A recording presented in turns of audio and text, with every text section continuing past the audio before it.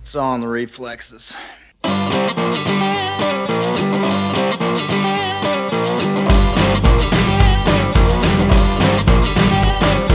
Hello everybody, welcome to another Patreon commentary. This time we're looking at a live action movie, and it's for one of my all-time favorite movies. It's good old Jack Burton in the Pork Chop Express and the time that he got himself into big trouble in Little China. This is a super fun movie to do a watch along with, and today I am joined by Eric. How you doing today? Hey, well, good afternoon from here. How you doing? Excellent, from the Isle of Man. Have you ever had big trouble in the Little Isle of Man? Not that I'm aware of. I think we're pretty safe there. You have polecats. That could be a little... And also joining us is Cameron Johnson. How you doing, good brother? Doing well, gentlemen. Glad to be on here to see one of probably our mutual favorite movies. So always up to see this movie again. Yeah, it's one of the best, one of the funniest. We've got it queued up. The 20th Century Fox logo has just faded in from black. So we're talking like we're 1 second into the movie. I'm looking at the 20th Century Fox logo with the searchlights. I'm going to give you a countdown. And we're going to press play. Everyone ready? Ready. 3, 2, 1, play. All right. Now, so I'm curious, who here actually saw this in the theaters? Oh, not me. Not me. I did. I saw it at Birdcage Walk Theater in Citrus Heights. Oh, do you remember what the reaction was?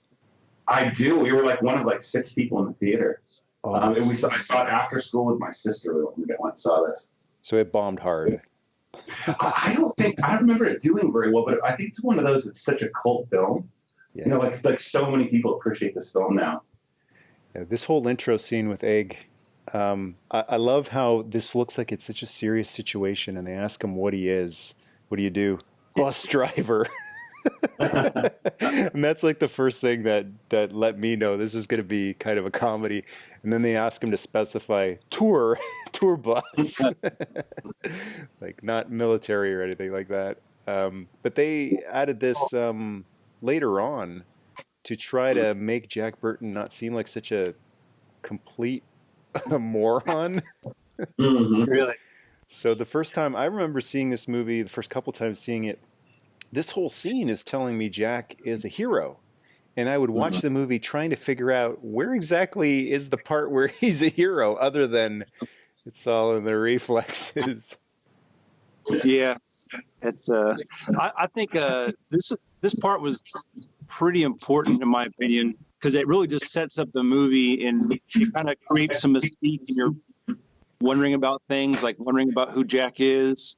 And then once you see him, it kind of all starts from there. But I just love this intro, and especially the part coming up, which we'll see here, demonstrating the magic, so to speak. Just a taste.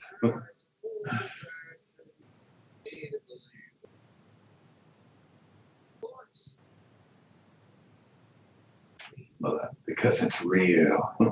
So this is just a few years out from the Star Wars trilogy, Indiana Jones, and this part right here, the electrical effect, which still looks amazing to this day. It does. Very small.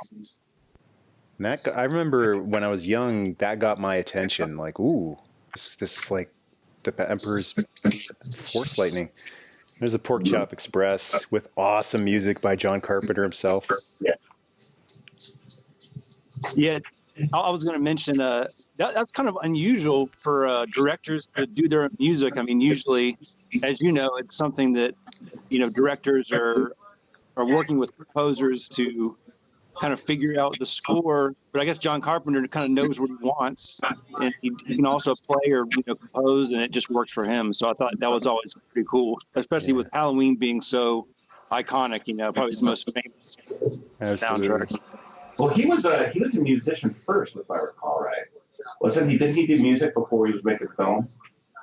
Probably, and he still is. Like that's what he's doing these days. He hasn't directed in quite some time, but he still tours as a composer, like a performer.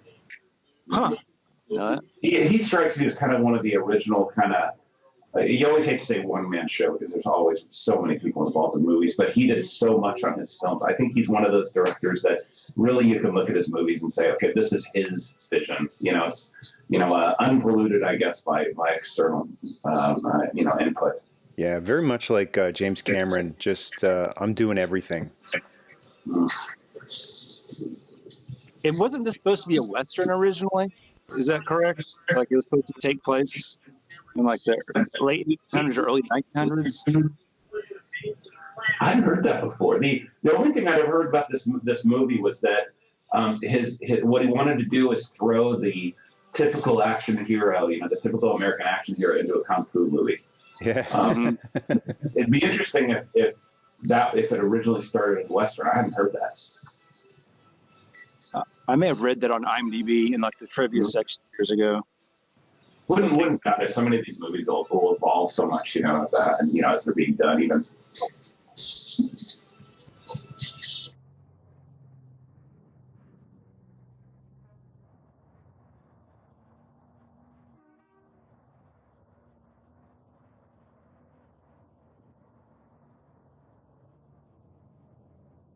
And the other thing that, like, the first couple times I saw this movie, I didn't love it. I wasn't all that into it because I thought, hey, this is Kurt Russell. Why isn't he kicking butt? Why isn't he being Kurt Russell?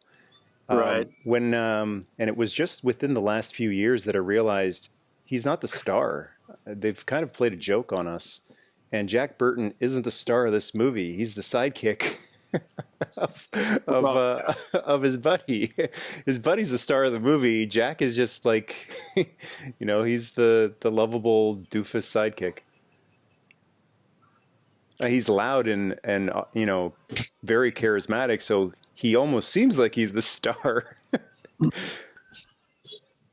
this is one of those movies that I think I had HBO growing up as a kid, so I saw this, and also like on TBS, like in bits and pieces, and never really, understood what it was until I'm not sure when I first saw it and I watched it and I realized, oh, this is that movie that I saw as a kid, not knowing, like the elevator scene, which really freaked me out seeing it as a child, which we'll get to soon. Yeah. Yeah. Mm-hmm.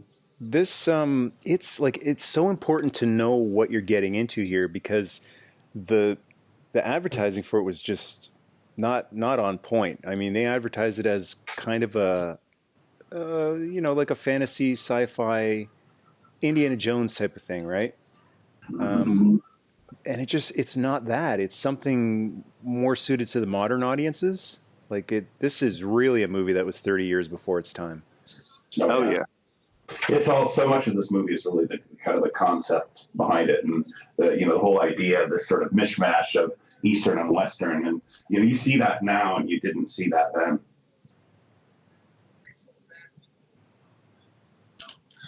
This is great too. This whole scene, like all this stuff is it's almost nostalgic for me. I grew up in San Francisco, and there's so much of the scenery here that's really familiar, and this, how they portray the markets and the shipping yards and everything. It's like, it's one of the things you go around Chinatown and you see these little groups of guys sitting around gambling and all this stuff. It's stuff you actually see there. You just really got it right.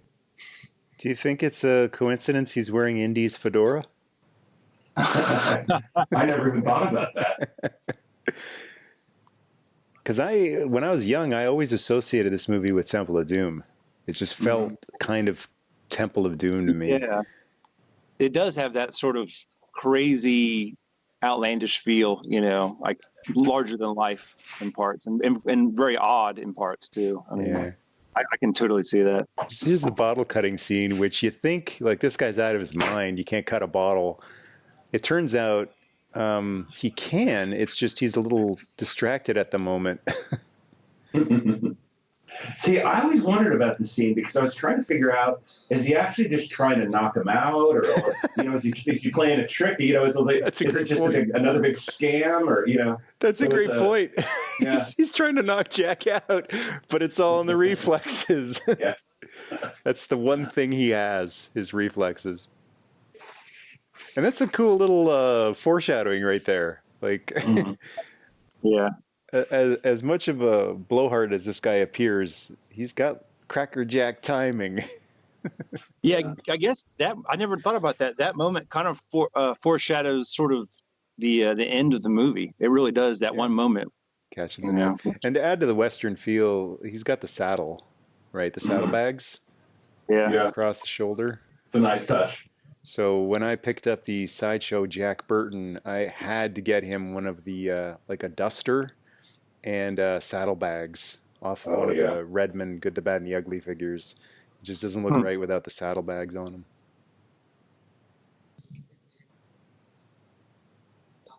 Little side note from somebody who lived in San Francisco, the geography they're showing out the window is correct. This is exactly what you'd be seeing if you're driving toward, say, the SFO airport from San Francisco. That is awesome. Yeah. That type of attention to detail doesn't always show up in these movies, but it's nice to know they actually filmed it in San Francisco and gave it that much attention to know, hey, if they're heading down there, that's what we need to see in the background. John Carpenter, one of the ultimate attention to detail guys. His movies, at least his early 80s movies, early to mid 80s movies, are so rewatchable because of his incredible, meticulous attention to detail. This movie, The Thing, Escape from New York, that's a real strong trilogy of movies there. Mm-hmm. This coming exchange that he has with Kim Cattrall. This is one of my favorite sets of lines in the movies. You know, the thing I always appreciated about Jack is he is kind of a Han Solo scoundrel type of character, but he's not a pig. He's not a chauvinist. Mm-hmm. Like, right. He'll give her a whoa, but he's not going to go over there and hit on her real hard and pat her on the butt and just come off as a slime ball. He actually, I believe he gets a little offended at her. He's just overly cocky, but yeah, giving her the bedroom eyes. Yeah. Yeah, his whole complexion changes. Yeah. So this was what Kim Cattrall, she'd done like Police Academy and Porky's. I think she was in that. And probably nothing that crazy up to this point. Yeah. Or famous. Yeah, so that's the part I was thinking. He's hitting on her. These guys bump into him, and all of a sudden, hey, hitting on a girl ain't so important. No one disrespects Jack Burton. This is so awesome. Oops. Misfire. Gotta watch it with that deadly loving gaze, Jack. Make the wrong person. That actress right there. Have you guys seen the movie Gleaming the Cube with Christian Slater, that skateboard movie in the 80s? Yeah. She was the main love interest in that movie. I don't know if you remember. Oh, was she? I've never heard of that movie. Yeah, you should, if you're into 80s stuff, as I know you are, and Christian Slater's pretty 80s, you should. It's out of print on DVD. I had it on VHS for a long time, but you should check it out. There's ways to find it. Yeah. Yes. So the main girl, the green-eyed girl, she never looked really Asian to me. I don't think she is. I think she's made up to look more Asian than she, I wonder why you wouldn't cast an Asian actress and give her green contact lenses. Mm-hmm. Maybe that was just a Carpenter thing where he looked at it and went, it looks fake. I ain't having it. Right. Yeah, she looks a little bit more Anglo or something. She doesn't. She's like, I don't know if maybe she's like Amerasian or something, but maybe of mixed heritage. But yeah, she does not look Chinese for sure. Speaking of mixed, Jack is kind of a mix himself. I mean, he's pure American from the neck up, but he's wearing like native moccasins, and is that like kind of a Mexican? I don't know what kind of shirt that is. A sweater. Yeah, it's like a poncho type of thing. Yeah. So, I used to wear stuff like that in high school. And then when he takes the poncho off, he's got the Fu Manchu tank top. So he's he'd be accused of cultural appropriation these days. Right. What a turn of events that is. Apparently you can't show reverence and respect for cultures that aren't your own. That's considered cultural appropriation to certain people. Stuff like that. I always wonder if I mean, really, are there that many people that get upset about it, or is it one or two blowhards on one or two Twitter? loud people? It's like the 4 people who hated The Last Jedi, and because they hated on it so hard, Right. might have been 5. It's nice to see the Pork Chop Express in action here.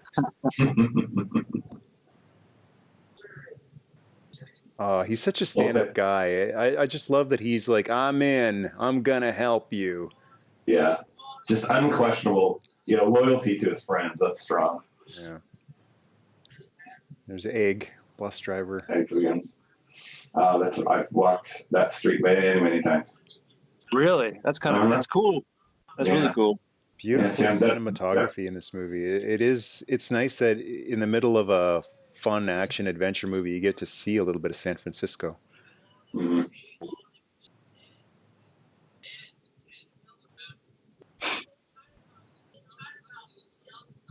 Takes a lot of talent for a director to show off streets that maybe he's seen thousands of times, but show it to the audience in a way that, okay, they've never seen it before, and know how to shoot it and take the time to shoot it right.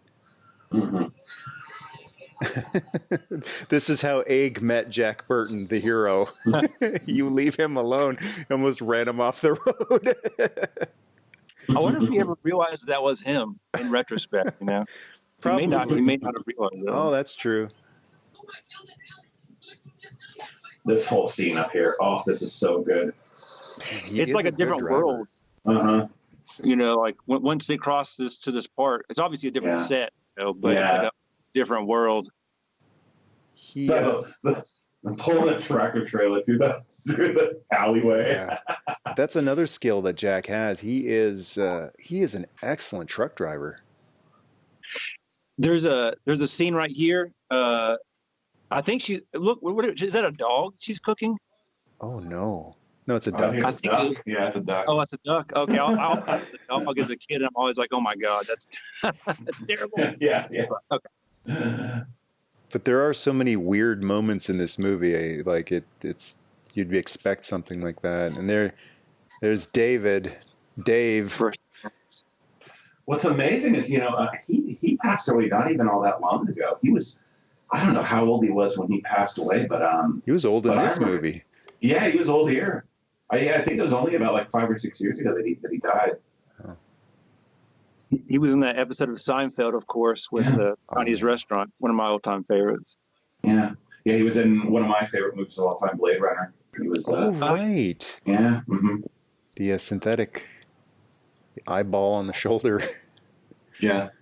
This guy has been in a lot of movies too. Yep.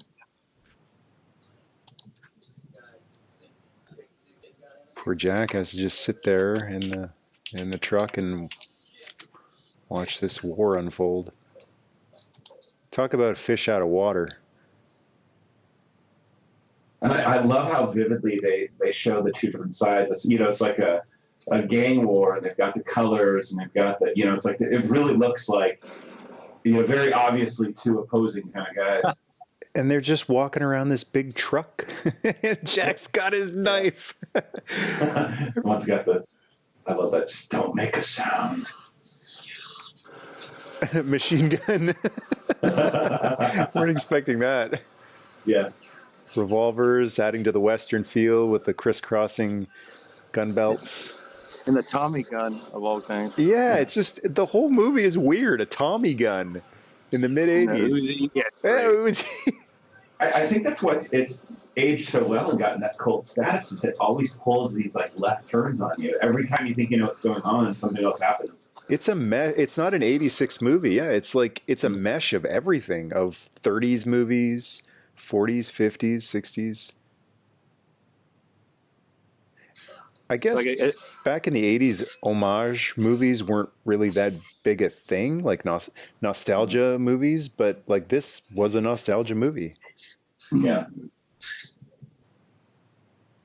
I guess at this point, all the ammunition's used up, so they have to go to actual, hand-to-hand combat or weapon combat, which is kind of... Well, I remember one of the things that struck me as this movie is that even when I saw it as a kid is, one of the channels, the TV channels where I grew up, they used to do like a Saturday night kung fu movie, and my dad used to watch them like every Saturday night. And so I'd seen all these really old classic, kung fu movies that were, replayed and again and again and again. And I really love this. So this felt so familiar. It was like you see this kind of stuff in these kung fu movies all the time, and it's just, Carpenter just did such a good job capturing that feel, Yeah, for like not a huge budget, it looks like it is. Yeah. Carpenter is one of the masters of horror, but also masters of getting the most bang for his buck. The Thing and this and Escape from New York were made on a very small budget, but you couldn't tell. Yeah, The Thing is one of my all-time favorites. Just such a atmosphere. That's what the movie's about, the atmosphere, Yeah. It's the ultimate horror movie. Well, I would say Halloween, Big Trouble, and The Thing are all three of them are my top. I'd say top 20 movies of all time.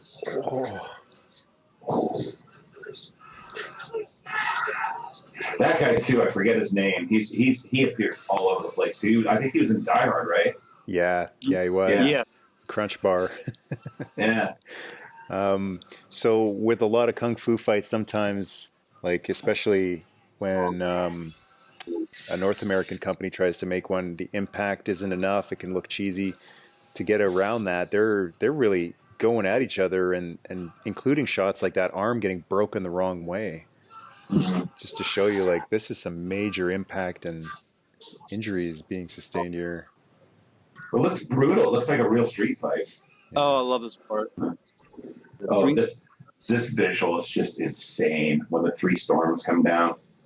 Yeah, like, what is this movie? Is it a kung fu movie? Is it what? This guy. This is another one of those left turns where it's like they're fighting, and then all these supernatural guys come down. It's like, whoa, what's happening? The lightning guy was always my favorite. Oh, yeah. Not him, but this guy coming up, as you guys know. The three of them were lightning, wind, and thunder. I think so. Yeah. This is seriously, I think one of the best visualizations of a character, like a supernatural character ever in film. Riding a lightning bolt. Amazing. I mean, who wouldn't just basically wet themselves if that came down in front of them, right? Yeah. Well, not Jack Burton. He's got his knife. I like how he's holding his knife like it's a baseball bat.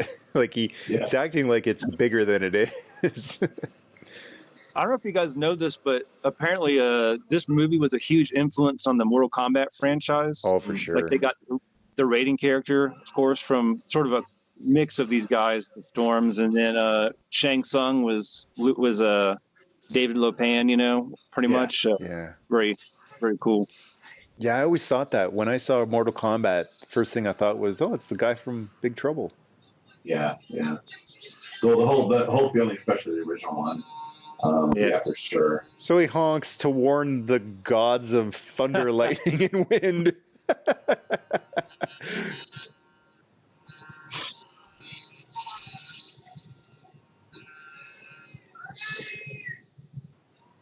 Right over. Oh. I love how he's just egging him on.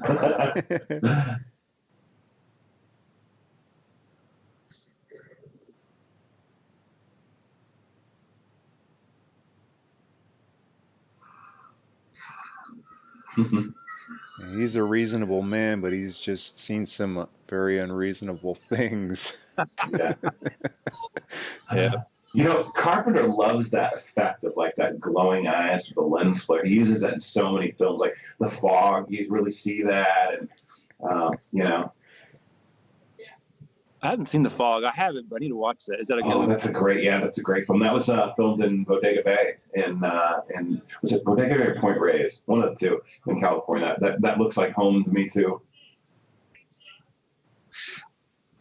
I think the only film that was filmed where I'm from, which is North Carolina, was there have been many, but the ones that I would recognize would be Hellraiser 3, which wasn't that good. Oh, really? I had no idea they filmed that there. Yeah, I think because it was cheap. Well, they, I think, filmed one of my favorite TV shows of all time. I hate to say it, it's a shame, but Dawson's Creek, I think they filmed in North Carolina, right? Yeah, yeah, they did. It was in Wilmington. And actually, Yeah. one of my classmates in high school was James Vanderbeek's cousin. Oh, really? Yeah. Oh, that's cool.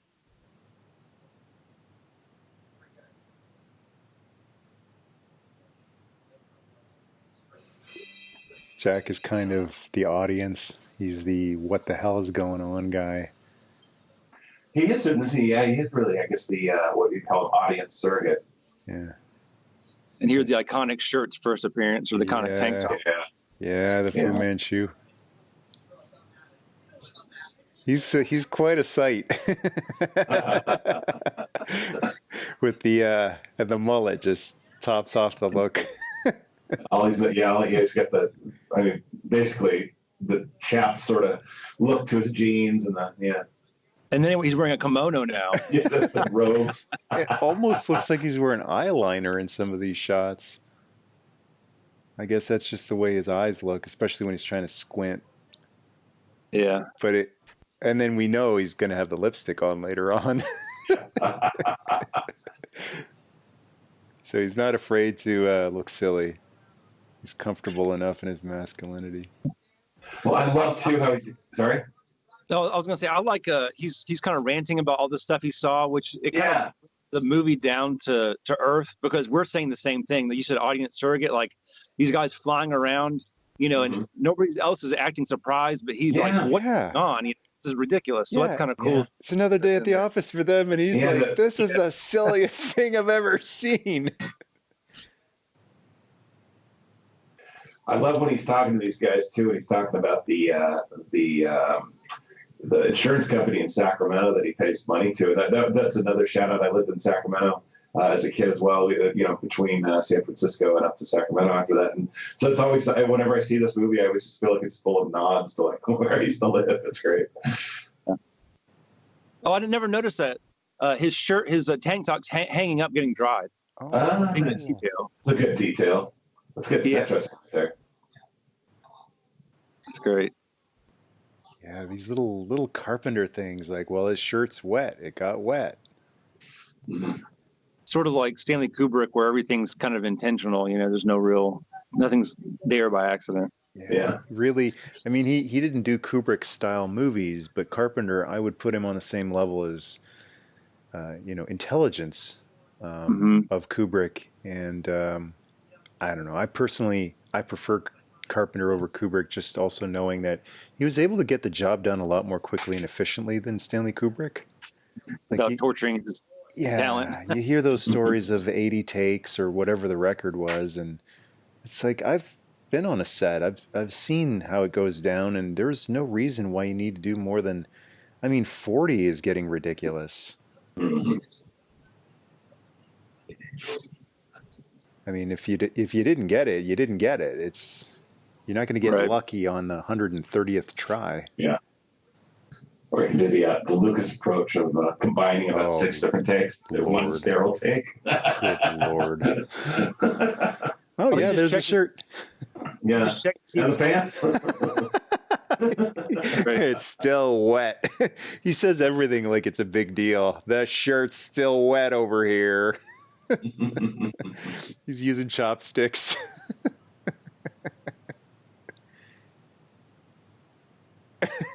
That Bill is like an outsider. Yes, he is. Guess what, dude? I love that he's trying to take control of the situation, but he's the least in the know of the whole group. They're almost like dismissive of it. He could basically not even be there at some of the takes. It wouldn't matter. But he's definitely the guy, who's like, hang on, everybody, I got a plan. You don't even know what's going on. Yeah.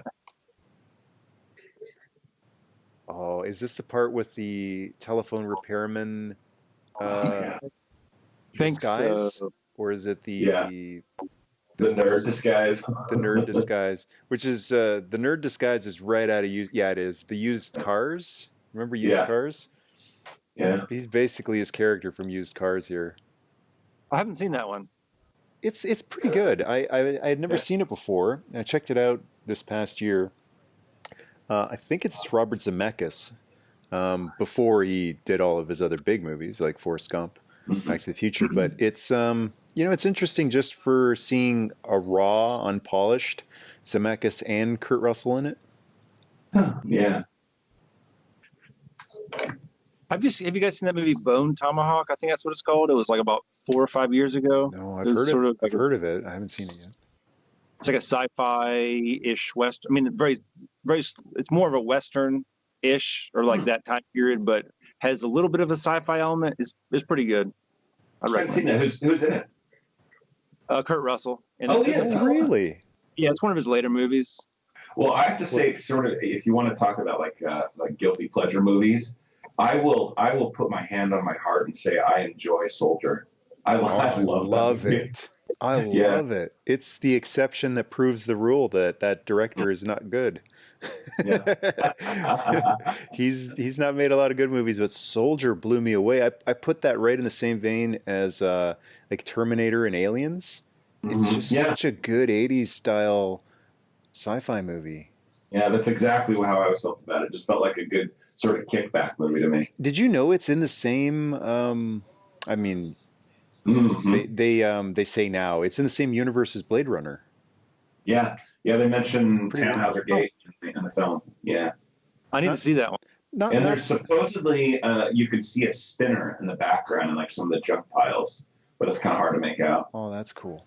Not that it Yeah. makes the movie any better or worse. I mean, it's just okay. Well, okay. I guess they're connected. It really has no effect on the story, but it's just it definitely has that feel of Blade Runner, Yeah, yeah, just with more action in it. But Kurt Russell is awesome in that movie, and what is it like 7 lines or something? Barely yeah. He says speaks. like 8 lines in total, I think. And Yeah, the thing for people to remember is lines aren't everything. I mean, he might not be speaking in that movie, but he's acting. Just because you're not hmm, speaking doesn't mean. I mean, look at the Mandalorian. We don't see his face, but yeah, he's Yeah, acting. yeah. You and that's definitely know his performance. I think that's I'm so glad they haven't have him take his mask off because I Oh, think it's such an important part of the movie that they always ruin too or shows they ruin too early. They reveal the character's face or Yeah, I think that's such a cool part that they yeah. they need to. You wait until like end of Return of the Jedi when they finally unmask Vader. Like wait for your finale. Right. Well, they've really, I think they've shown a lot of restraint with that show. Oh, There's here we a go. Jack Burton is once again no idea what's going on. Holy smokes! Wow, This is all that looks practical amazing. effects here. Yeah, Great. yeah. I think that's kind of what caused the well, the really sad thing about Carpenter's movies is they're all amazing and they all bombed, like in the '80s, or they didn't do well. And then when CGI started to come in, I don't think that was his forte. No, for sure. He was the practical effects genius. And then when Right. CGI came in and everyone was able to do more with less, he punches him twice and then nods at him. Yeah, I'm That's in the trouble.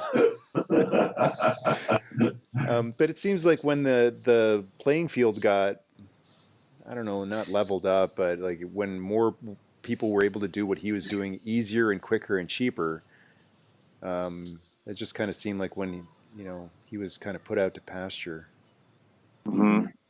His movies, I think, and I would argue this for sure, have a real artistry feeling to them. And I Yes, think it's absolutely. one of those things that, like, when they started doing the CGI, especially in the '90s when it wasn't as refined as it is now. Now, really, a lot of films, it looks pretty darn good, but it looked so artificial. And I think even though that like stuff like in this movie, it doesn't necessarily look photorealistic per se. Like it doesn't look like it's happening on set. It looks like it's staged, and you can tell there's practical effects going on and things like that, matte lines and things.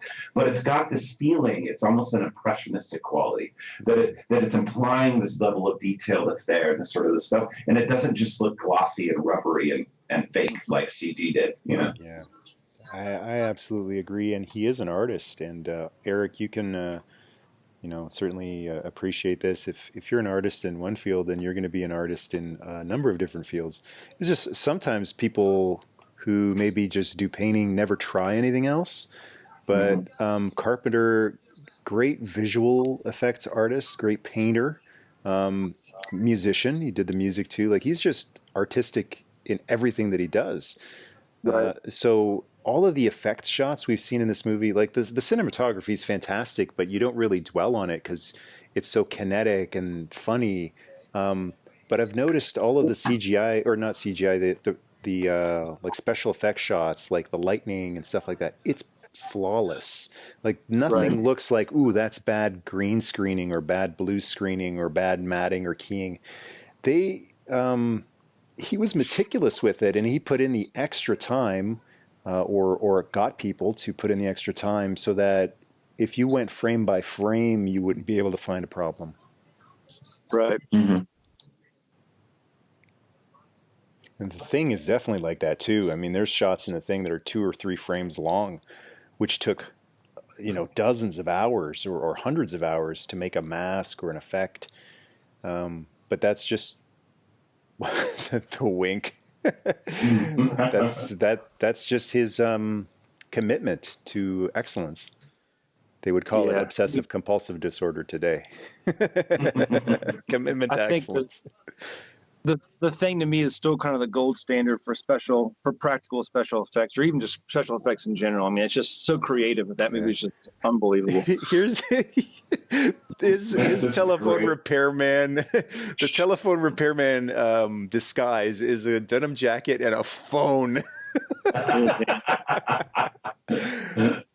He's just carrying a phone, and it works because it's more about attitude than look. I'm there to check your phone. Yeah, it's the whole thing about the act like you're supposed to be there and nobody asks you if you are, Exactly. Yeah. I didn't notice that until like one of the last viewings that I did over the past year or two. I never really noticed, wait a second, he's just carrying a phone and he's claiming to be a phone repairman? Doesn't even have a toolbox or anything. Yeah. Just the association, right? Phone. Yeah. I think this part was, when the elevator, it really freaked me out as a kid, because when it went down and, of course, the water, that really, I don't know what it was. But it's claustrophobic to the extreme, because then you got water coming in. Yeah. Well, then when they open it up, and then there's the bodies, all the corpses chained up in the water and everything like that, you're just like, whoa, Yeah. A little bit of horror. Like what we've seen so far is some action, some, fight scenes, but we haven't actually seen any gore yet. Mm-hmm. I guess this is what Egg's first introduction to the rest of the cast. They finally brought him in. Yeah. So interesting, little bit of trivia or whatever. But Victor Wong, I think is that actor's name. He was in a buddy of mine's film called Devil Takes a Holiday. It was a guy named Leon Corpus. I think it was made back in '95 or something like that. And they managed to get him to come in and do this part of this sort of shaman, not too dissimilar to this role in this film. Yeah, I could see him getting typecast after this. Yeah. So Jax ditched the telephone repairman disguise, part of it anyway. he's still got the denim jacket. He's wearing a Canadian tuxedo, so a little bit of Canadian representing here in his multicultural look.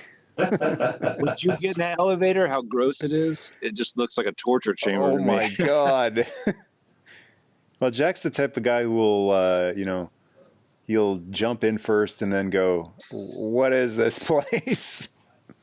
Now, is this Squint? Is he doing that intentionally, or is that just natural for him? I think he's done that in about every movie I've seen him in. That's sort of his shtick. Yeah. Might be one eye. He's got squinting one eye. I wonder if it's a natural thing. Yeah, I wonder if maybe he had a stroke at some point or something. It's hard to tell. It's funny, like before you're known, Hollywood casting agents will look at you and go, "There's something wrong with you." Like they told Forrest Whitaker, "You'll never get any work with that eye." And then if you're talented enough, it doesn't matter. It's like the mole in between Russell Crowe's eyes, or any other mole, or it just doesn't matter anymore. It's like, oh, it's part of your character. Well, I think it's like things like that sometimes can be to your benefit. It's like you have that sort of defining sort of small characteristic or small. Like you look at Cindy Crawford, and she had the mole above her lip, and all that sort of thing. It's like I think it becomes part of that what it's you trademark associate with that person too. Yeah. Yeah, it's a trademark. And then, like, when Enrique Iglesias removed his mole, it kind of felt like, oh, kind of lost a little bit of your magic there, your mojo. Yeah. It looks clean. Like, at least the water looks clean. Yeah. It's not like brown. Their last breath, like they're arguing, knowing that they're about to take their last breath of air. Yeah, that's great. Yeah, this scene now, I remember as a kid, this creeped me way out. Oh my lord, the crab. Yeah. As if the bodies aren't enough, but the crabs. Yeah. And he's... I can imagine that. Oh. Jack is freaking out down there. Like, that's tough. Acting underwater, with the only air you have is the last breath you took, and he's just spasming and freaking out. Kurt Russell is actually a really, really good underwater actor. There's that other movie he did, Poseidon. Was it the Poseidon Adventure? Whatever the remake was. Yeah. And there's a scene. And there's a scene where he's like underwater, and it's his character's. Not to spoil anything, but it's not looking good for his character in that movie. But I remember thinking, like, holy crap, he's so intense underwater.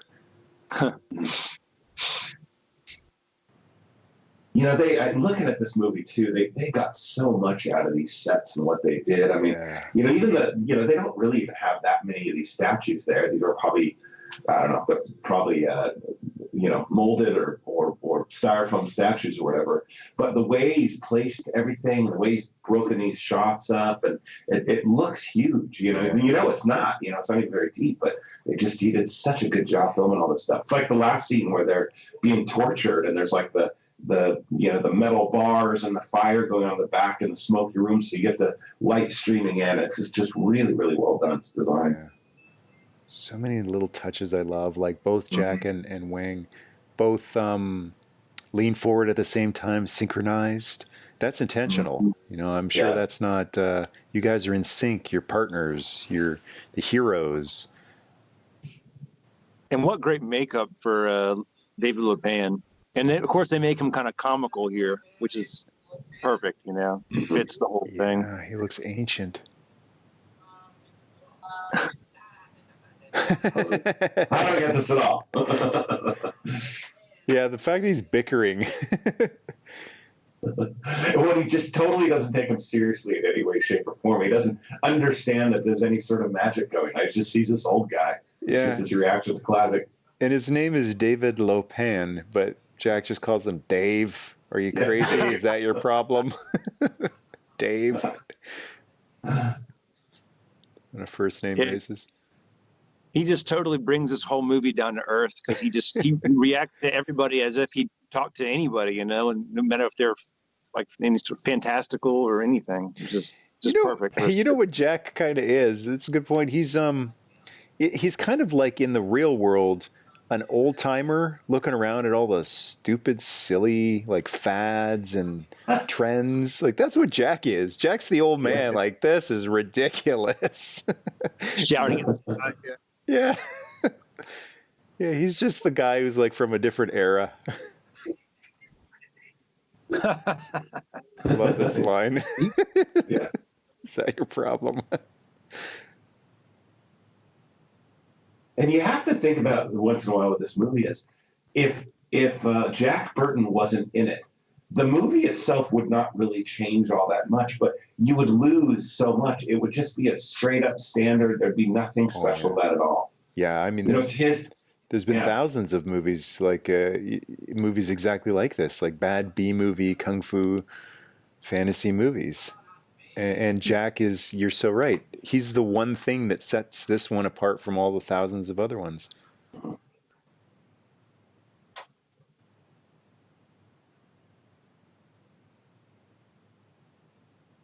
Oh, he looks so decrepit. Yeah, it's disturbing. It's that skin that looks like parchment paper and age spots and all that. Oh, That's some of the things seeping into this movie, like the really make your skin crawl horror effects. yeah. It's hard to believe like Kurt Russell was in the thing and he's Hmm. in Really this. different. Yeah, and it's light years apart. RJ McCready and Jack Burton. Can you imagine what that conversation would be like if RJ sat down with Jack Burton?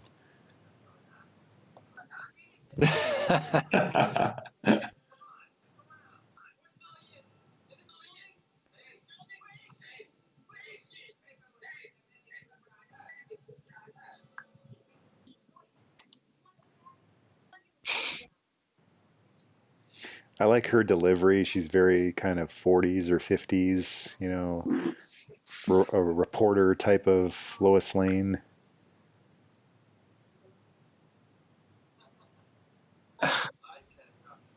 Oh, it's one of the The storms. storms. Yeah. Oh, It's kind of weird in suits. Like, throughout this whole part of the movie, you know, they were in those crazy costumes, and now they're just dressed up in suits. I guess they're just part of the organization. Yeah. Well, there are those small cues here and there that makes you wonder what the true nature of their power is. Like there's a scene where they raise their knives and hear that almost like a servo sort of actuator sort of sound, like that, you know, and it makes you wonder exactly what the nature of that whole their whole sorcery really is. I wonder if it's Lopan. You know, he kind of created them. That Mm-hmm. Yeah. you know, it is very Temple of Doomish because the top part of this complex is pretty normal, but then later on in the movie there's that whole kind of underground part with like weird caverns and throne room and all sorts of stuff. So it's very interesting. Mm-hmm. Yeah. Very similar.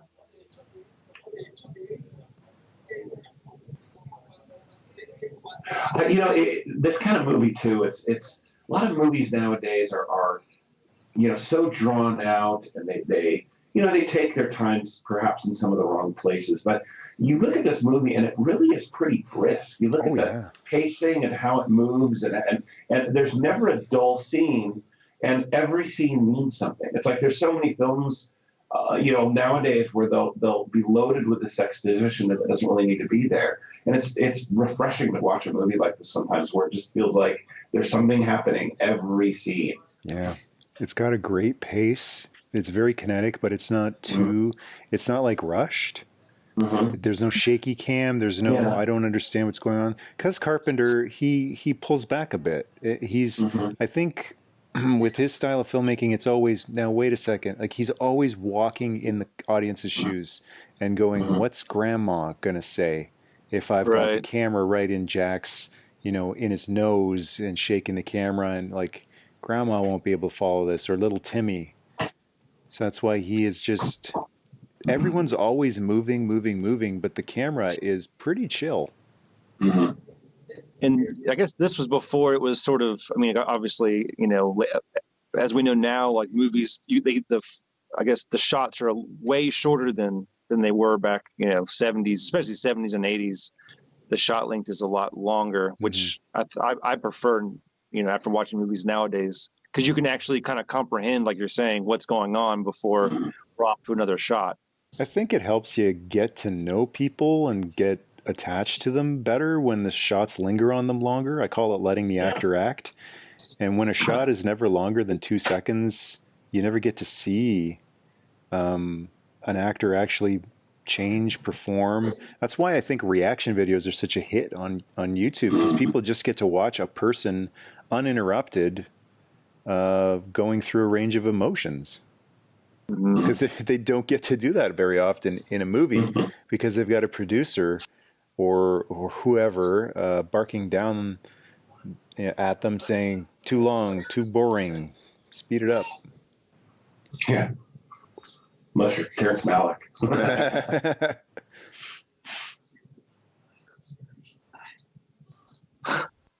It's so funny. Indy has his, like every hero has his iconic weapon. Luke Skywalker has his lightsaber. Indy has his whip. Jack Burton has his little knife that fits in his boot. Yeah. This is great. Yeah. Just screaming the whole way down. Of course, he accidentally knocks the bad guys Yeah. over. A little bit of Ash Williams there, accidentally kicking butt. Yeah. You do have to be pretty strong to do this part, though, the way he gets out of it. Yeah.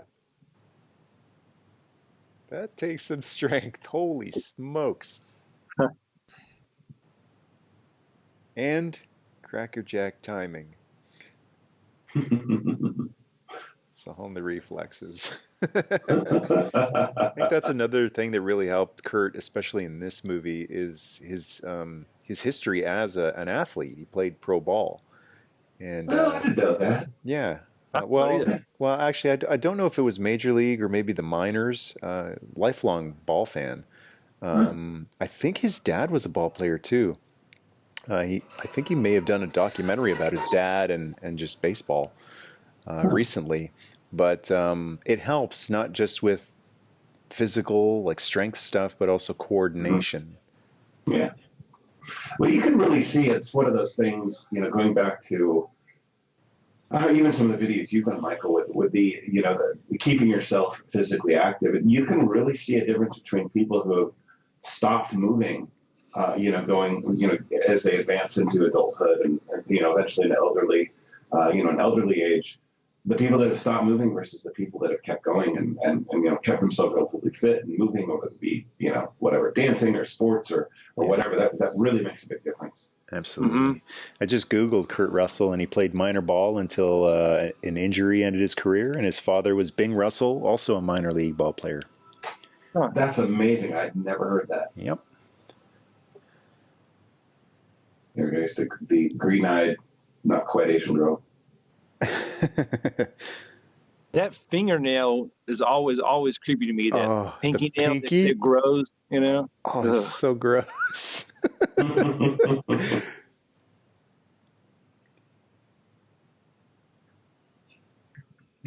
Dave's looking a little better than last time we saw him. Yeah. What's crazy is I have to correct myself from earlier. James Hong here, I don't think he had died. I'm looking at his IMDb. He's still around. Oh boy. Yeah. Yeah. I think you're right. I don't think he did. It must have been Victor Wong. Victor Wong, I was thinking of, that was the one that died. And he still looks better than one of the actors. Mm-hmm. He still looks better than Dave did in the old makeup. Yeah. Wow. The machine gun. Can't get the gun to fire. His reaction when it starts Surprise. going off is like, it's so awesome. Clearly the first time he's ever killed a person. Yeah.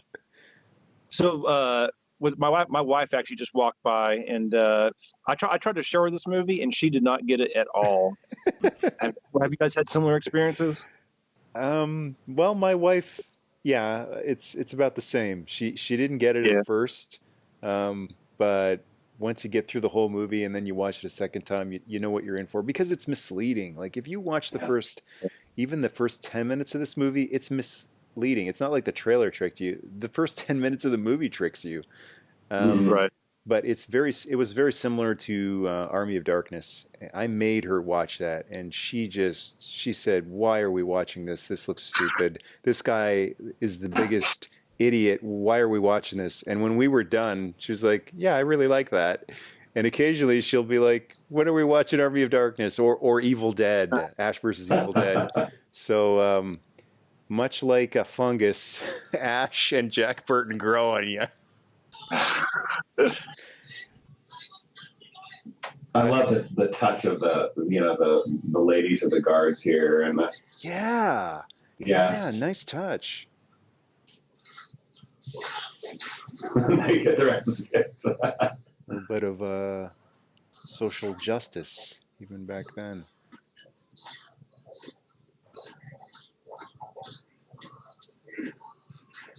Like, the thing I like about the casting there is that they're guards. They're there to do the guarding. They put up a bit of a fight, and they get beat up like regular, useless henchmen. Yeah. Right. So sometimes when it's misguided, under the intention of social justice, they'll cast the guards as women, and then the useless henchmen guards will do a lot more than they should be doing, Right. because of social justice. But they get dispatched just as quickly and easily as stormtroopers. Like that's not their job. And it doesn't matter what gender or ethnicity they are. It's just their job is to get beat up. Right. Yeah, I think I always assumed that they were these guards were female because all the girls were captured were female. Oh, that's a good point. That's a great point. Yeah, that's what I figured. Just to make it clear, there's nothing nefarious. Nefarious going on around here. That's a great point. Yeah. So they're horrible people, yet they at least respect to some degree. Well, in this situation. Yeah, and at least with the girl that was kidnapped, you don't get the sense that David Lopan is doing anything nefarious with her either. He just, something horrible. He wants her soul, but just her soul. Yeah, just her soul, not her body.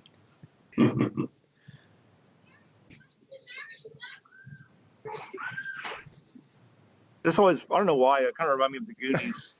Everybody's jumping in the water. For sure. Burton accidentally gets bumped in.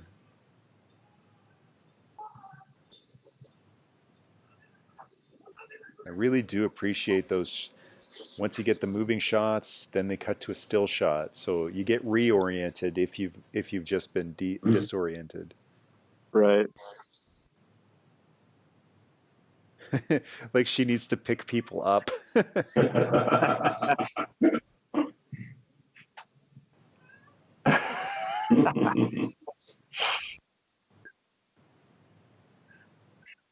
of course, the whole movie, she kind of is playing hard to get with Jack, and then as soon as she's, you see her true kind of feelings towards him here.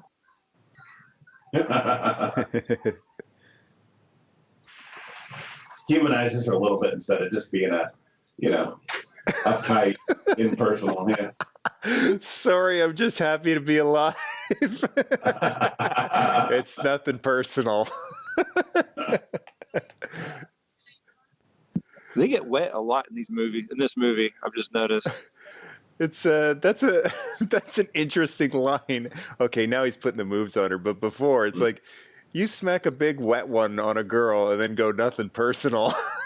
That's not the reaction that you would think. It's totally personal, but this guy's like, I'm just happy to be alive.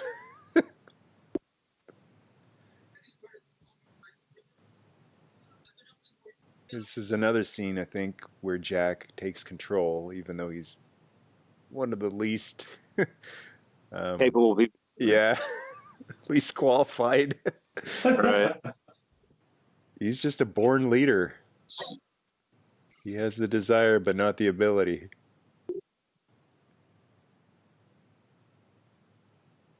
I love this part. Oh, yeah. That's so great.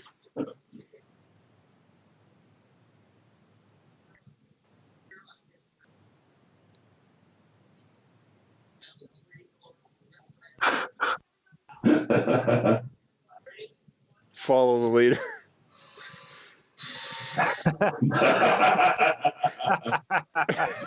We may be trapped.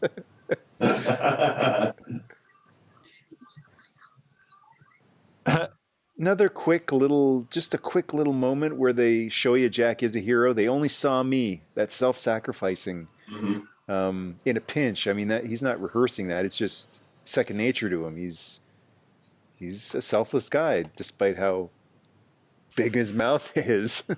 Yeah.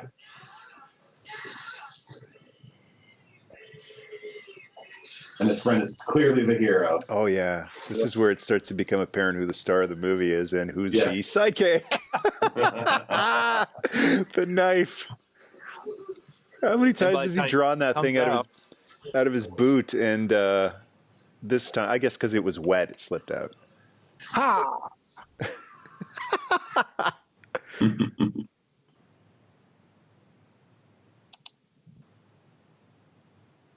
Oh, great music, too. Yeah. This is a soundtrack I They just like them want up to like short. put on and listen to. Just to listen to the music. His soundtracks, you're right, are good that way. They're sort of like good listening music, like while you're working and trying to do something. They're very minimalistic, but Mm-hmm. it's with Carpenter's soundtracks. They're more about atmosphere than actual complicated notes and Right. stuff. Yeah, they're rhythmic and just the synthesizer and a few beats and tones. Yeah. Well, Boy, I think the thing is such a great example of that. I mean, it's very ominous and very simple, but so effective. yeah, I was just gonna say the beginning of the thing is just dum dum dum dum. Yeah. Right. Almost like a heartbeat. But you Yeah. never forget it. Oh God. Oh, yeah, it's good. I always wonder if the security guards are in on all the crazy stuff that's going on, or if they're just they kind of assume that there's probably some nefarious stuff, but don't know the extent. Yeah. Mm-hmm. Oh, they're probably in on it. if they're, Yeah, they Yeah. gun. if they're opening fire like that on a bus. Yeah, I wonder about that too, though. You never know.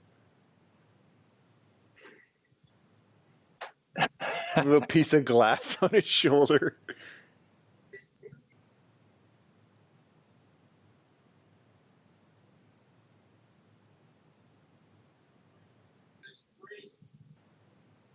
Now this horrifying monster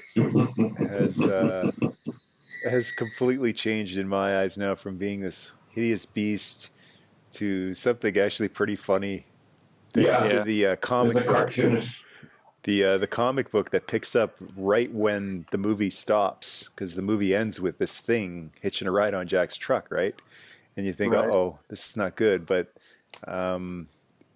it's actually really funny where they go with this this thing in the comic book. You're gonna have to reread that one. I didn't know they even made a comic book. It was a few years ago. I think it was Boom Studios, and I think they did two. One picks up right exactly when the movie leaves off, so it's literally the monster crawling up on the back of Jack's truck. And then another one is when Jack is old. It's called Old Man Burton or Old Man Jack. So two different Big Trouble. And then I think they did a third one where Jack teams up with Snake Plissken.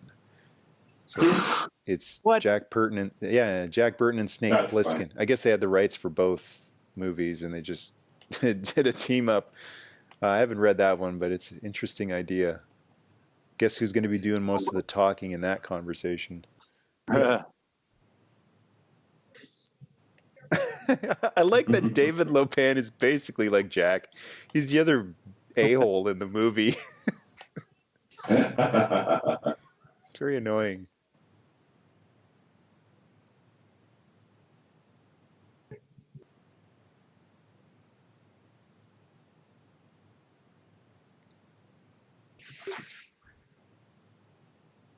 I guess this is when Egg Shin comes back, right? And meets Jack. I want to say this is about to happen. Yeah, they're talking about going and rescuing them. Officially meeting. Their unofficial meeting was Jack almost plowing into him. It's a nice touch too. They all freak out when the guys come in because they look like no, they're okay, they're okay. Yeah, as we saw earlier. Holy smokes! Like Dirty Harry. It's interesting that Jack turns him down. Like, nah, thanks. It's almost like he's saying, "I'm cooler than Dirty Harry." Plus, his submachine gun is a lot more efficient than a revolver.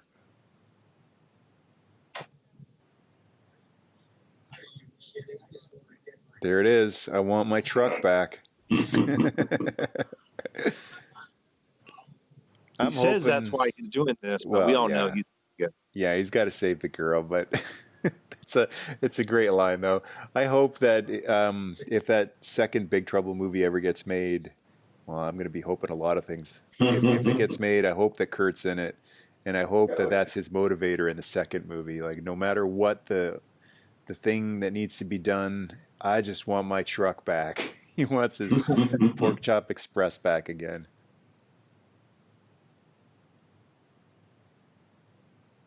Or maybe I want my trailer back. He'll have the truck in the whole movie, but they steal his trailer for variety.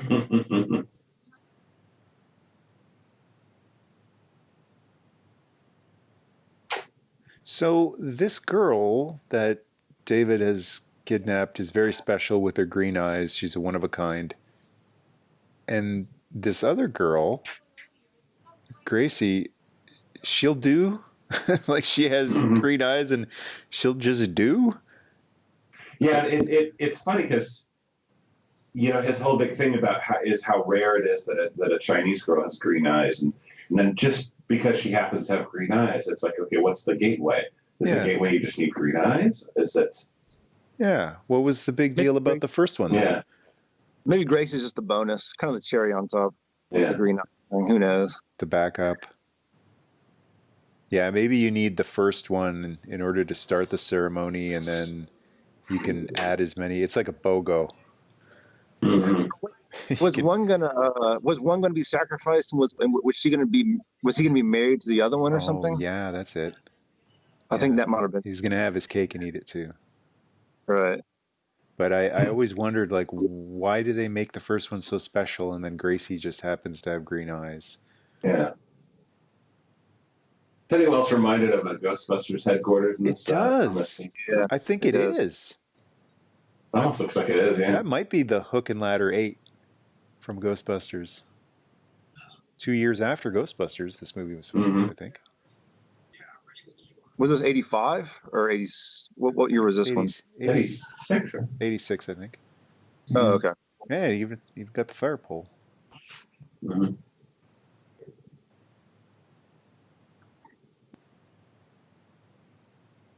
Oh, look, we're going down there. Oh, boy.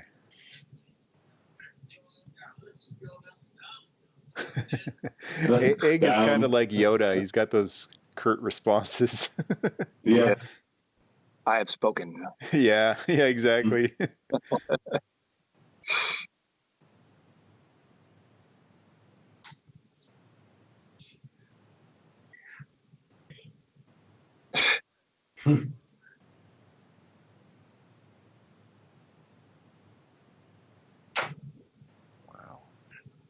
I like that kind of part because they don't show the entire trek because I'm sure it was budget reasons, but at least you kind of create a lot of it in your mind, which is sort of the beauty of this movie. There's a lot sort of left up kind of to the audience to sort of infer things, I think that's one of the tricks that he uses to make his movies that didn't have that high a budget seem like they're bigger than they are.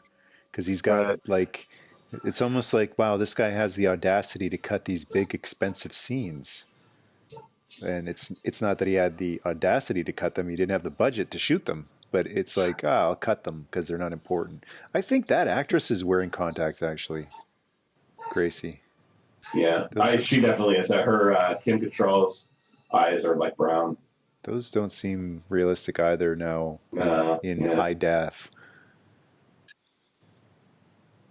This kind of reminds me of like what you might see on a Disney World ride, like yeah, in a good way. Yeah. Yeah, it does. It has like a Universal Studios rides. Yeah. Yeah. I love that they're just kind of waddling in a conga line, slowly making their way into the villain's lair. They don't seem too concerned necessarily with their surround. I mean, they're not. But it's not like they're super organized. It does kind of remind me of like a Lord of the Rings type of trek, where they're all trekking across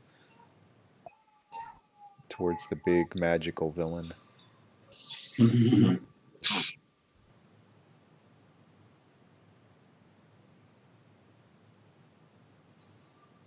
guess this is all part of the ceremony. Yeah.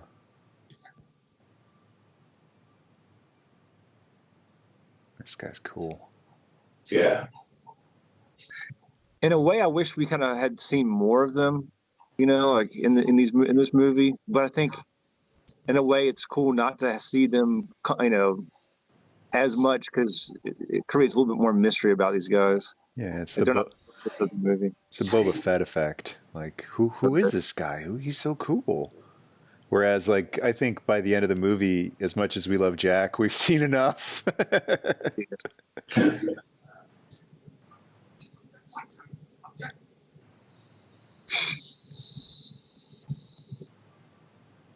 Wild. That stuff's really out there. This is so weird. Yeah, yeah. It's just how far into the movie are we, and it's still weird. Like, Yeah. like it's not. Oh, ho hum. It's still weird.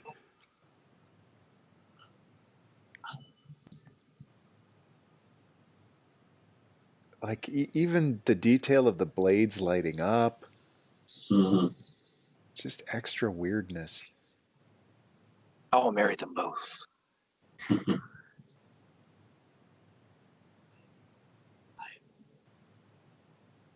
You dog. Yeah. California's a long ways from Utah, pal.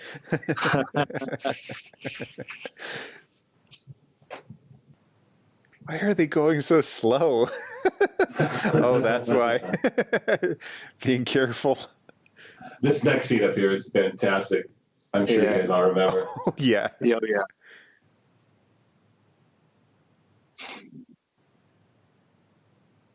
Oh my God. There it is. It's like the fright zone. Oh Lord.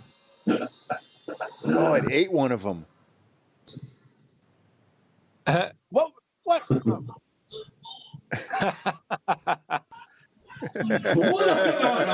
I never noticed that it ate one of them. It just Oh, you never gobbled them did? right up. I guess to show they're actually encountering danger down there. Yeah. Yeah, that reaction and seeing the eyeball monster are just so hilarious. What is that? God, no. No, please. It's like the Michael Scott moment. No, God, Yeah. please, no. I never really understood what this part was. It was always really weird. Like, what was he doing? I just realized why this lightning looks so good. It's because they're using flat flickering blue lighting on top of the room. So they've like, even though that's a post-production effect, he's still doing a lot of work in camera, like practical effect. He's making a special effect into a practical effect halfway. So that's why his lightning looks so convincing. Did they actually draw that on the film, you think? Or it seemed like that kind of effect, like Yeah, I would think so. Kind of like frame, you know? kind of like Palpatine's lightning. Yeah, like they drew the lightsaber blades on and Palpatine's lightning. I think that was actually either done on film or like in a prehistoric type of computer. Right.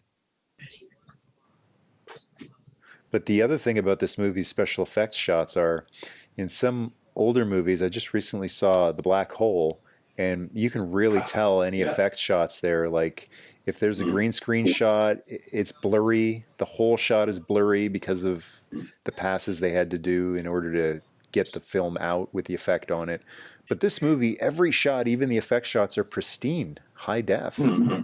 So that, again, it's just Carpenter's commitment to excellence, attention to detail. I think what's great is, like you said, it's a combination of, you know, I mean, they're all technically practical effects, but, you know, if they're doing that kind of thing with the film, and then they add in the lighting and stuff, sort of like, I don't know. I still think Terminator 2 holds up for the most part, you know. There's still a lot of really sort of a combination of practical and early computer, which still, you know, I mean, it looks, you can tell it's computer, but it's in a way that it's still kind of pleasing. Yeah. Well, I think like even films like Jurassic Park, you know, still really hold up really well. I mean, I think it's when there are people that really understand the craft and when and where to use it, and they're just going to slap it everywhere. I think that's. Oh yeah. The nice thing about like a movie like T2 is when you see the T1000 walking around, he's not just, you know, walking around. There's flames behind him, or there's molten metal being poured behind him. He's got some really spectacular surroundings. It's not it's not just, you know, a blob on the street walking around. Good point. It's kind of like in this movie, I could see Carpenter saying, we're going to do a lightning effect. So how is that going to affect everybody? And they're like, what do you mean? Just draw it in. What's the big deal? No, how is it going to affect everyone? It's going to light him up blue. It's going to light her up blue. It's going to flicker on the walls. So let's get some blue lights in here. Now, I gotta mention this here. I love in this film on the set. This could have just been fake stone everywhere. The addition of this like neon everywhere. Yeah. It's sort of this like, it's like an anachronism where it's like looks like this ancient temple, but then they have this neon stuff that looks Vegas. You know, It's like a casino. Oh Yeah. God, no. Oh, here you go. What is that? Oh, yuck. He looks like he's gonna vomit. Oh, and the mouth has an eye too. Please, no, what is that? Don't tell me.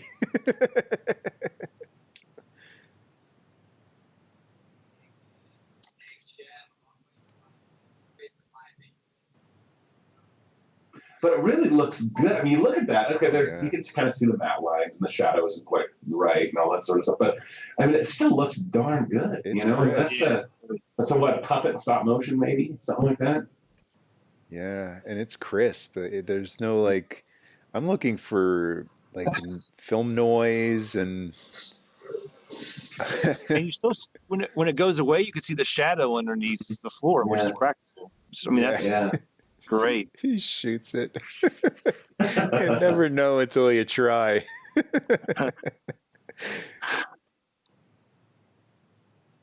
Yeah, this is a nice reuse of this, of, you know, that part of the set. I love the saunter he's got. He's got the John Wayne gait. He didn't just steal John Wayne's way of speaking, but he stole his way of walking in this movie too. Shoulders back, chest out. Yeah. You know, arms kind of pumped to the side. They're not just swinging. You know. Or Riker, I guess. Riker also stole that from John Wayne. It's kind of freaky that Gracie is part of this silliness now. Under some sort of spell. Yeah, the neon just kills me. On the escalator. yeah, like to add to the Vegas look. It's Atlantic City. Yeah.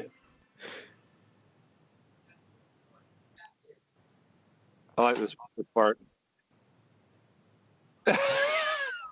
Oh, Jack. This guts right through it. With the knife.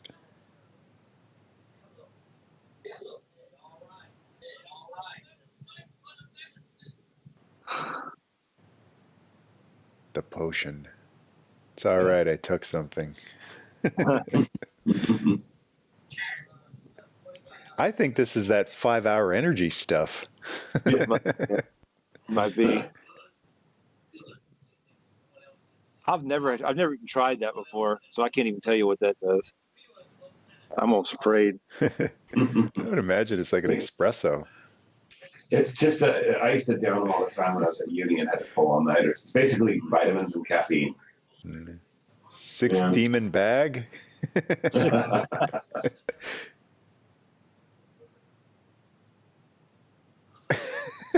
The Patriot coming out there. Real American hero, Jack Burton. Now he should have been a G.I. Joe. Yeah. That would have been a great mail away. Jack Burton. I love the video, the unboxing video where you got the Chuck Norris. Oh yeah, that's amazing. Awesome. He'd be a great addition, like a Chuck Norris, a Jack Burton. Who else would be good? I love the scene. Everybody's the kind of the camaraderie, you know. Mm-hmm. It's getting hot in here. This is me. That's classic.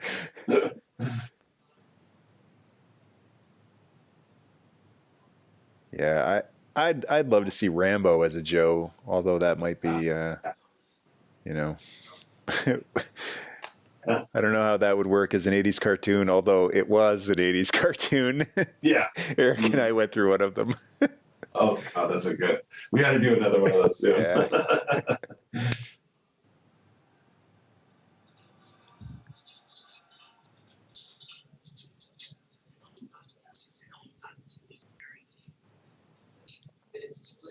It's funny that he's such a John Wayne character, but he's got a submachine gun. Yeah. And he even declined the revolver earlier on in the movie. I guess it's sort of, it's kind of like a modern Western, Yeah. essentially, or, Western-ish vibe to it, but modern as well. Ooh.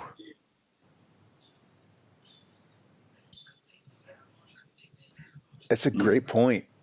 You got to let him do it. Once it's done, they can kill him. Because in so many movies, it's all about stop him before he does it. Stop the villain before the doomsday clock runs out. And here's Egg saying, no, we have to let that happen. But there's like this little window. Oh. The That part, actually. face that thing makes is hilarious. Here's another weird moment in the movie. The big charge. Everybody except Jack. He gets left out. It's almost a convenience. It's like they knew he'd get his butt kicked. So, Yeah. knock him out and get him out of the way. Oh, Lord.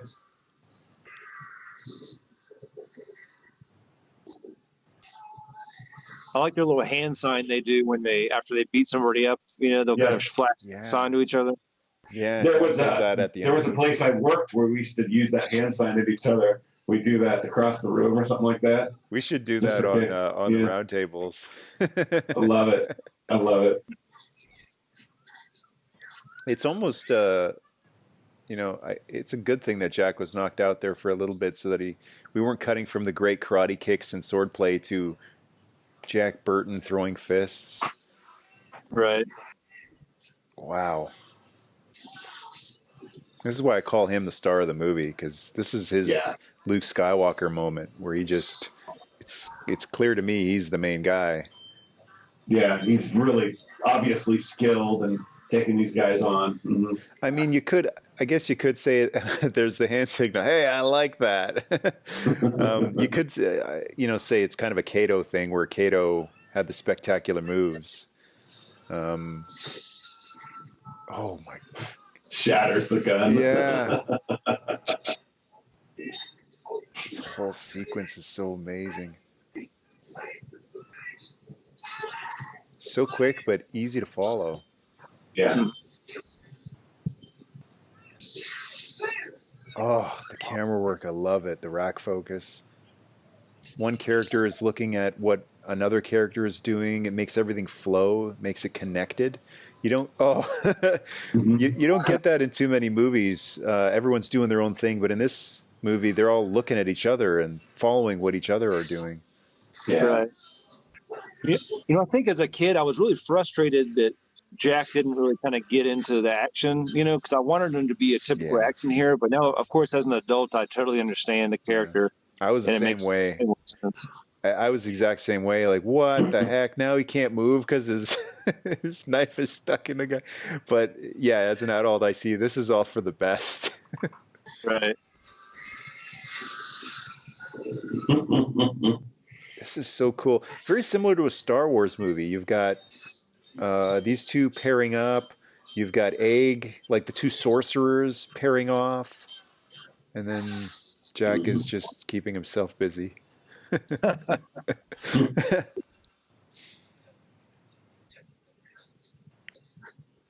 love that scene we just had too. That where he kind of raises his eyebrows and at the guy, kind of winks at him. It's very Bruce Lee. These virtual fighters, basically video game. This is incredible. I love how slow they move too.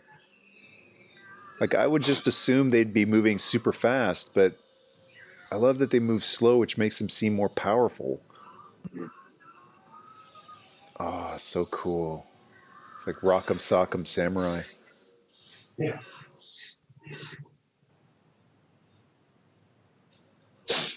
I like that he implies they have that history too, where he never could beat the eggshells. Yeah. Awesome. That's the one thing light can't handle. Reflection. Yeah. Yeah. So Egg Chen is really, I mean, he's old, but he knows exactly what to do when to do it. You know. There's a lot of wire work going on here, but it doesn't look like wire work. They don't go overboard with it. Well, it may be in a few shots it's clear, like it's not physically possible, but it's not, it's still brisk enough that it doesn't linger and you're looking for the wires. Oh, love it.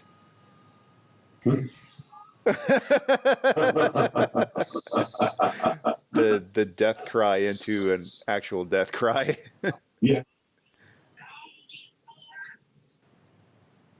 Oh, this guy's awesome too.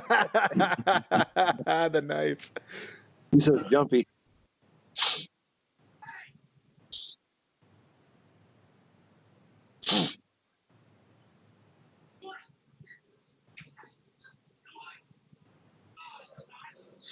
Andy, need to get me some of those.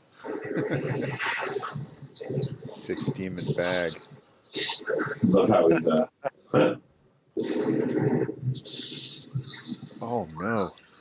Oh.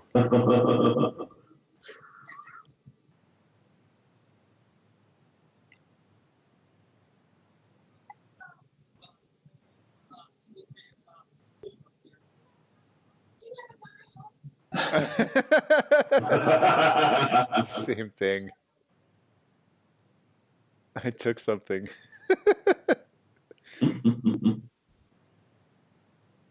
There are all these great lines.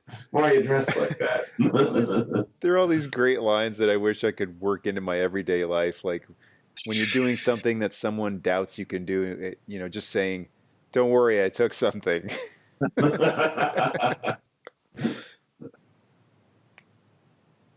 And the lipstick.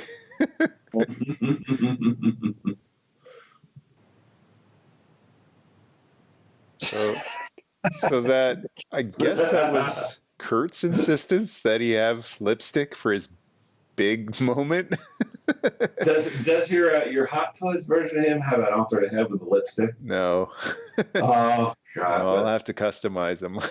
That's good. That would be awesome. That would have been a great exclusive, separate head with lipstick.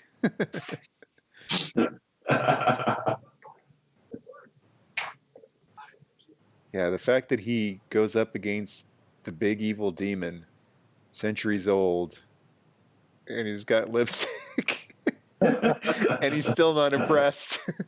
Yeah, he's so nonchalant and cocky. That's great. That's on his teeth too. Yeah. It is. He really got in there. He's acting all cocky and he's got the lipstick and oh God.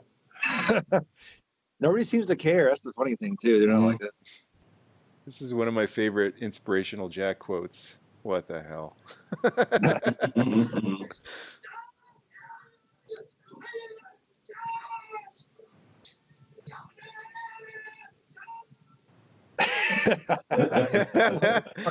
Yeah. He's like, oh, we should expect that by now.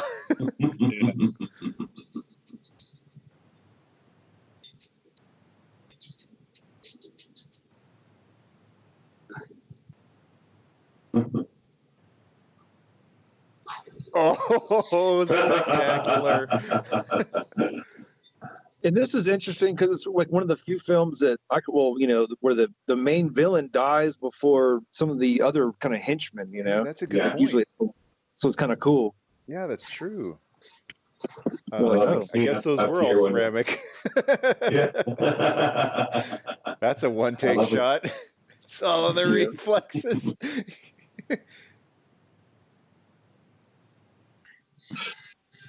I like that they actually take a moment to show you also him wiping off the lipstick. Like they, Right. they did it. It was funny. It was silly.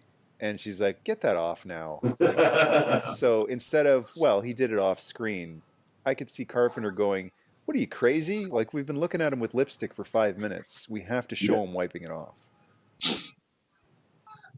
That's a thing that movies these days do a lot. They just go, "Well, it was off screen."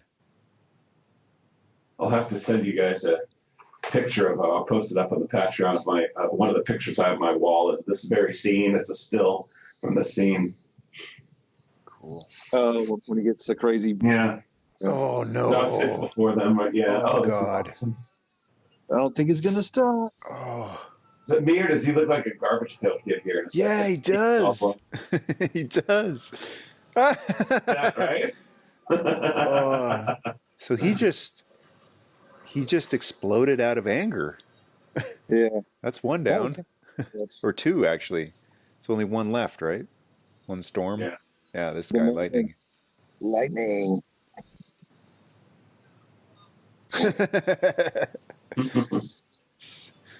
Captain Obvious.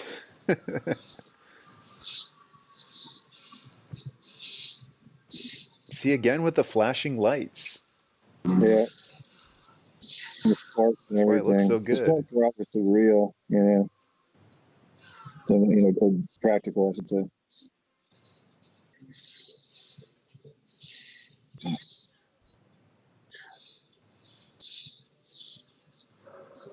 Basically melting the ceiling, yeah.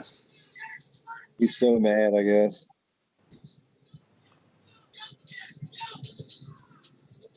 He just jumped that whole way up? Yeah. Well, he took something. Yeah, 6 demon bag.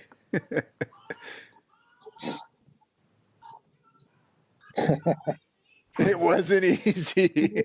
He should have said, "I took something." Yeah, that's a lot easier. More of that great Carpenter music coming in. Mm-hmm. So in a pretty chill movie, now the tempo has really picked up. Right. It's kind of like speaking of pacing, like The Road Warrior to me is one of my favorite paced movies. Oh yeah, that's a really good one. Yeah, I love it. Yeah, that's a great point you brought up, Cameron. Like, Lightning is the final villain. Mm-hmm. I never really noticed that before. Yeah, so there was only one storm was dead before Lopan, but after Lopan, 2 of the storms remained, Yeah. Yes, because he died, everything kind of fell apart, obviously. There's no real point, I guess. It's kind of like in the they explained it in the Timothy Zahn Thrawn trilogy of Star Wars books. They said when the Emperor died in Return of the Jedi, the reason everything just went to hell after that is because he was kind of holding everything together with like battle. It was called something like battle meditation, force battle meditation. He was influencing everyone's ability, so I could see that happening with David Lopan when he died. It just the magic went out. Not to get off. I read the very first one of those, the Thrawn trilogy books. I haven't read the second 2. Is it worth the second 2 worth? I love them. Yeah, I love them. Okay. They're my my headcanon of the Star Wars sequel trilogy. The final challenge that Luke has to face in the 3rd book makes perfect sense. And I was thinking, like, what are they going to come up with that can top Vader or the Emperor? And I don't know if they topped it, but it certainly felt like an equal. Wink, wink. Nice. And it was very fitting. What's the name? Was it Heir to the Empire? Was that the one? First one was Heir to the Empire, and then it was Dark Force Rising and The Last Command. Yeah, I'm gonna have to read those too. It's I wonder if you can even still get those, but yeah. Oh yeah, and they got audiobooks everywhere too. Nice.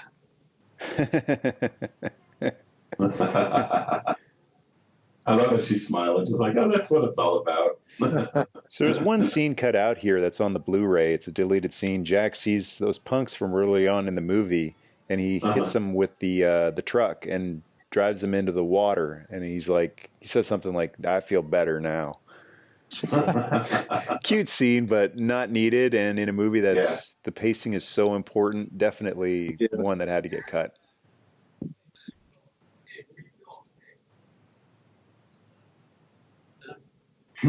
Out into the mist, you know. Yeah, it's a nice touch. Yeah, retaining that spooky mysticism. Mm. He is kind of like very appropriate for San Francisco. Fog. Oh yeah. It's almost like Egg Chen's a main character. It's almost like it's his story in a way. I mean, kind of starting from the beginning and him being so important. I mean, I guess you can kind of look at this movie from many different people's point of view. Mm-hmm. Well, it's one of those where all the kind of core characters kind of feel like they get their moment, a good moment, Oh yeah. I imagine that as an actor, this would have been a really fun movie to be in because you would have felt like, hey, cool, I got my kind of cool scene, Yeah, or two. Yeah. And that's true. A lot of times I think movies tend to forget. They have so many characters. A lot of characters don't get closure, or they don't really get their due. I think in this movie, everybody kind of gets some sort of closure, or if it's left sort of, to our imagination, it makes sense, like of course Jack Burton's ending. And the one guy who should get closure doesn't want it. Like Jack just, it's such an interesting end to the movie where the hero just walks out and they ask him, "Aren't you going to kiss the girl?" And he goes, "No." I kissed her enough. That always disappointed me as a kid, though. But I understand why everybody can't have like a fairy tale ending. It wouldn't make sense. He's interesting. Like he's an odd combination of blowhard, self-absorbed, and also self-aware. Where he's saying like, sooner or later, I get on everyone's nerves. Like that's a very self-aware, and there's the salute. That's a very self-aware observation from a guy who seems to be so full of himself. You know what it makes me think of, honestly? When we did the G.I. Joe, the movie commentary, and Falcon was this, kind of blowhard, egotist, kind of, big shot kind of guy. And you didn't like him because he was just a pathetic misogynist at the same time. Whereas Jack has the ego and he has the swagger, but he's got charisma and he's not a sleazebag. Right. So you like the guy, He's got I think it's a big thing with it is he's got all that ego and all that stuff people normally don't like, but he backs it up with charisma and being actually a likable character, Yeah. And courage and actual skill. Like, he's kind of like a stop clock. He's right twice a day. Like he can kill an ancient demon just if he gets a second shot. He won't get him on the first try. Yeah. but he's not going to blow a second shot. Yeah. Get one good one in. Yeah. Yeah. That's the payoff. Big trouble. Yeah. I don't know why, but this feels like a Christmas movie to me now. Kind of does. Yeah, you're right. Yeah. There's no mention of Christmas in it, but some of the coloring, the vibe, it's just, I don't know. This is the second time. The last time I watched it was around Christmas last year. And this is the second time I made it a Christmas movie. And it has that Christmas spirit for some reason.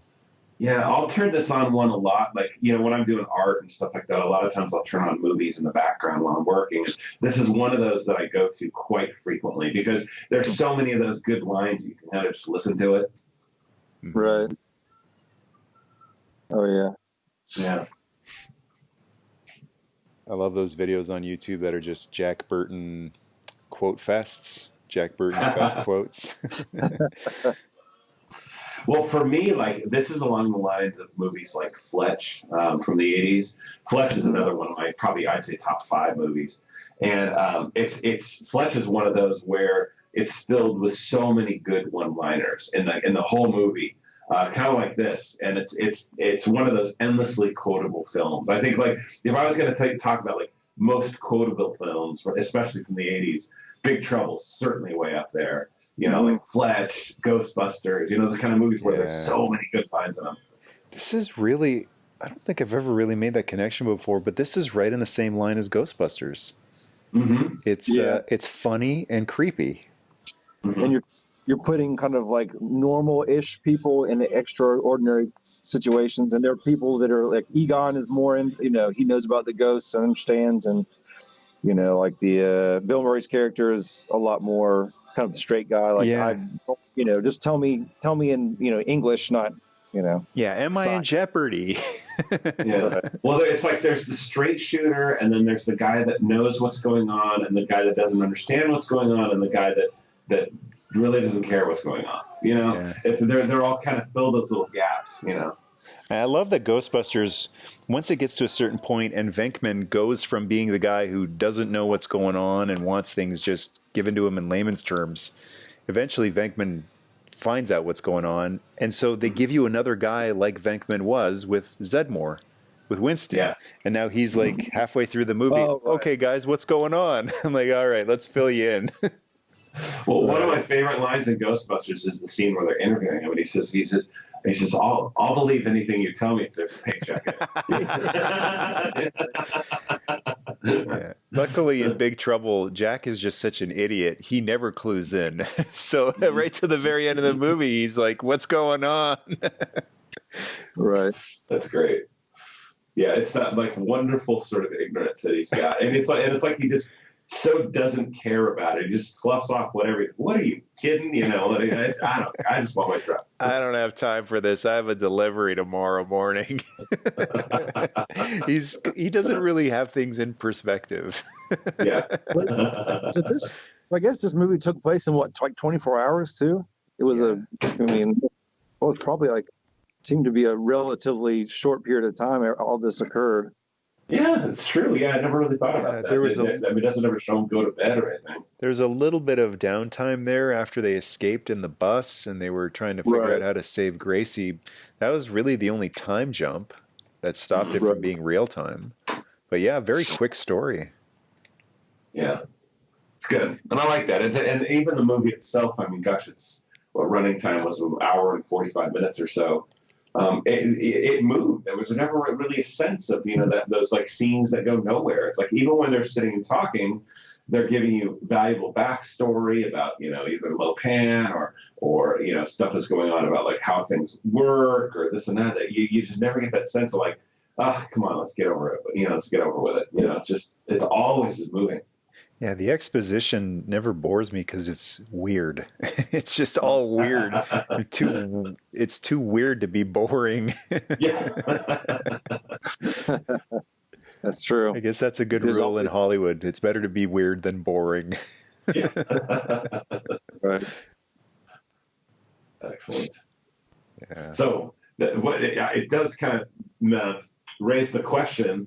So you've had some really good movies so far, some great commentaries and some of the stuff. What do you think is going to be next?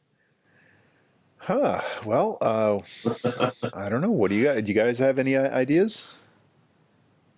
So you said you watched the Black Hole, right? Yeah, just recently. What did you think of that film? Because I'm curious.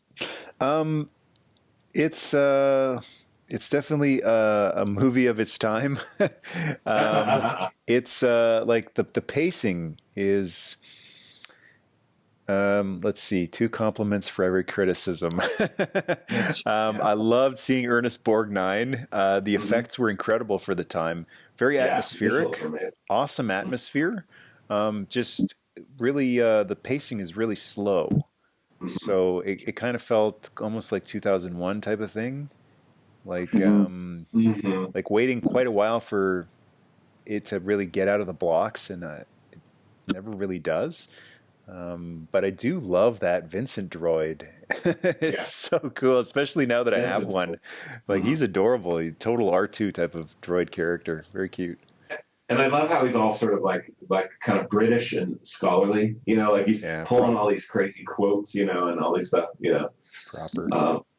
My thing with that movie, actually, that was another one I saw in the theaters like way back when. It was, I think we saw a double feature like that and I want to say like Sinbad or something like that, one of those old Harryhausen films. And the thing that when I have watched that movie since then is it's almost like it doesn't know what it wants to be. It's like it's part Star Trek. I can see that. Part 2001, and then they try to throw in a little bit of Star Wars in there. I And it's saw a such lot of Trek in there. Now that you mention it, yeah. yeah, I saw a lot of Mhm. like the original Star Trek show in there.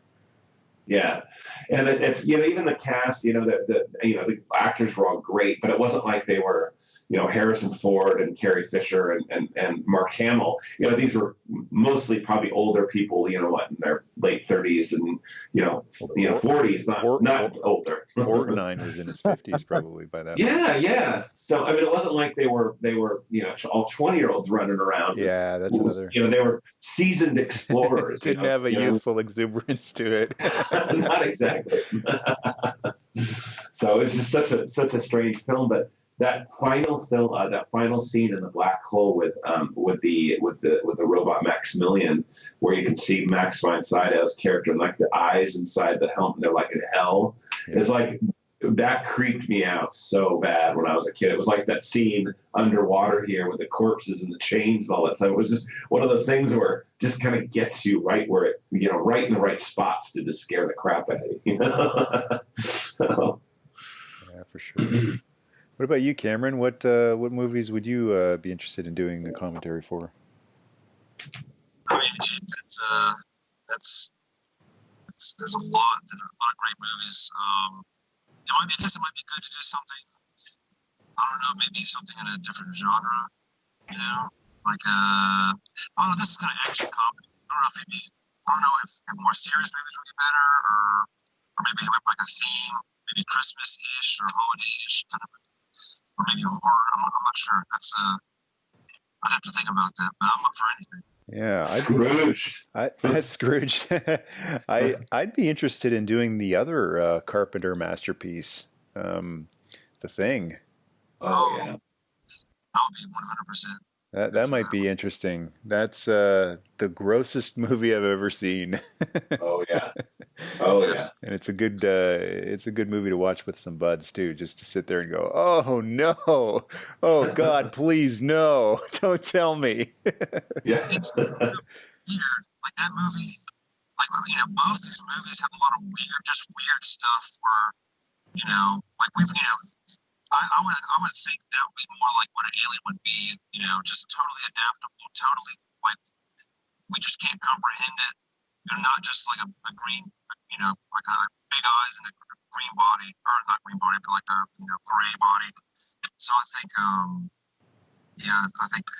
it's cold. Maybe that would be a good theme. Yeah. Stick with. So I'll be all about that. Yeah. All right, boys. Well, I'm going to go grab some lunch, but thank you so much for joining me for Big Trouble in Little China. Always a blast watching this one. And thanks everyone out there for listening along too. Hope you had fun. Hope you guys have an awesome day. And until next time, Nerdmas-day. Nerdmas-day. Thanks for putting this on, man. I says, honey, I never drive faster than I can see. Besides that, it's all in the reflex.